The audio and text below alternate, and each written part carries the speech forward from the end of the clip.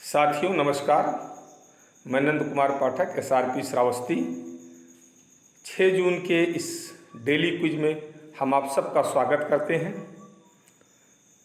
साथियों, बेसिक शिक्षा विभाग में कार्यरत हम सभी साथियों को वास्तविक सम्मान तभी मिल सकता है जब हमारे बच्चे शिक्षा के वास्तविक अर्थ को समझकर अपना सर्वांगीण विकास कर सकें।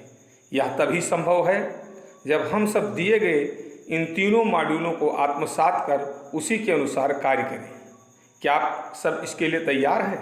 चलिए अपना परीक्षण खुद करते हैं। मित्रों, यहाँ आप सबके साथ कुछ प्रश्न साझा किया जा रहा है जिसका विकल्प भी नीचे दिया गया है। दिए गए विकल्प में से कोई एक जो आपकी दृष्टि में सही हो उसे आपको चुनना है। बस मात्र शर्त यह है कि विकल्प चुनने के लिए कंप्यूटर आपको मात्र 20 सेकंड का समय देगा। उसके बाद कंप्यूटर स्क्रीन पर उसका सही जवाब आएगा। आप अपने चुने विकल्प से उसको मिलाकर अपना मूल्यांकन खुद कर सकते हैं। अब हम प्रश्न शुरू करते हैं। पहला प्रश्न है, ध्यानाकर्षण शिविर सामान्य कक्षा शिक्षण से किस तरह अलग है? 4 विकल्प हैं आपके लिए। यह उन्हीं बच्चों के लिए है जिनका अधिगम स्तर अपने कक्षा के अनुरूप नहीं है, जिन्हें ये सभी बच्चों के लिए दूसरा विकल्प है। तीसरा विकल्प है, इसमें सभी बच्चों को सभी विषय पढ़ाने की योजना है। और चौथा विकल्प है उपरोक्त सभी। अब अपने प्रश्न का उत्तर देने का समय यहीं से शुरू होता है। साथियों, हमारे पास 20 सेकंड है। कंप्यूटर हमें इशारा करे उसके पहले ही हमें अपने उत्तर को टिक कर लेना है और अपना सही विकल्प अपने मन में समझ लेना है कि हमारा विकल्प यह सही है। तो 20 सेकंड हमारे पूरे हो रहे हैं। अब आइए हम देखते हैं कि कंप्यूटर सही उत्तर क्या बताता है। और ये देखिए स्क्रीन पर आया, सही जवाब है 1। जिन्होंने विकल्प 1 चुना है वो बधाई के पात्र हैं। अब हम अगले प्रश्न की ओर बढ़ते हैं। हमारा अगला प्रश्न है, ध्यानाकर्षण शिविर के पश्चात क्या अलग से कक्षा लगाई जाएगी? प्रश्न आपके समझ में आ गया। अब विकल्प आप देख लें। बिल्कुल नहीं, आप निर्धारित कक्षा में ही ध्यानाकर्षण तकनीक पर आधारित शिक्षण योजना बनाकर उन बच्चों के साथ कार्य करेंगे। दूसरा विकल्प है, हाँ, उन बच्चों के लिए अलग कक्षा लगाया जाएगा। तीसरा विकल्प है, दोनों सही हैं। और चौथा विकल्प हमारा है कि दोनों विकल्प गलत हैं। अब इन 4 में से कोई एक पर आपको जो सबसे अच्छा विकल्प लग रहा है उस पर आप टिक लगा लें। और हमारी समय सीमा यहीं से इस प्रश्न के उत्तर देने की शुरू होती है। ठीक 20 सेकंड बाद कंप्यूटर आपको अलर्ट करने लगेगा और उसके अलर्ट करने के पहले हमको और आपको उत्तर टिक कर लेना है अपने मन में और फिर कंप्यूटर की स्क्रीन पर आए उत्तर से उसका मिलान करना है। अब देखिए कंप्यूटर अपना समय सीमा समाप्त होने का इशारा कर रहा है। आइए हम देखते हैं कि वास्तव में इनमें से कौन सा उत्तर सही है, कौन सा जवाब कंप्यूटर के स्क्रीन पर सही आता है।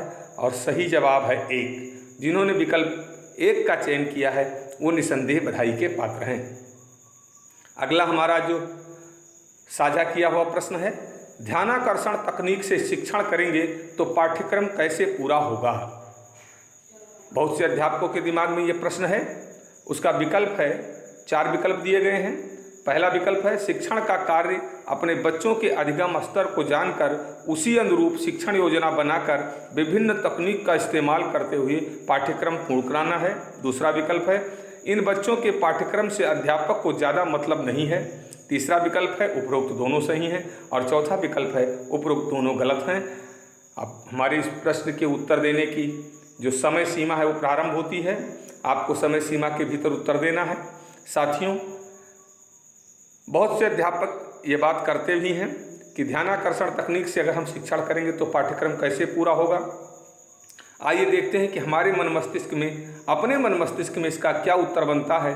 और कंप्यूटर के जवाब देने के पहले ही हमको उसका जवाब दे देना है। जब तक कंप्यूटर इशारा करे उसके पहले ही हम लोगों को अपने कॉपी में या अपने मन में उस प्रश्न का विकल्प तय कर लेना है। ये कंप्यूटर ने इशारा किया और अब हम देखते हैं कि सही जवाब कंप्यूटर के स्क्रीन पर आ रहा है 1। जिन्होंने विकल्प 1 चुना है वो निसंदेह बधाई के पात्र हैं। अगला प्रश्न है, आरंभिक परीक्षण का प्रश्न पत्र तैयार करेगा। कौन तैयार करेगा? पहला विकल्प है शिक्षक तैयार करेगा, दूसरा विकल्प है विभाग द्वारा समय पर दिया जाएगा, तीसरा विकल्प है अभिभावक तैयार करेंगे, या चौथा विकल्प है उपरोक्त सभी।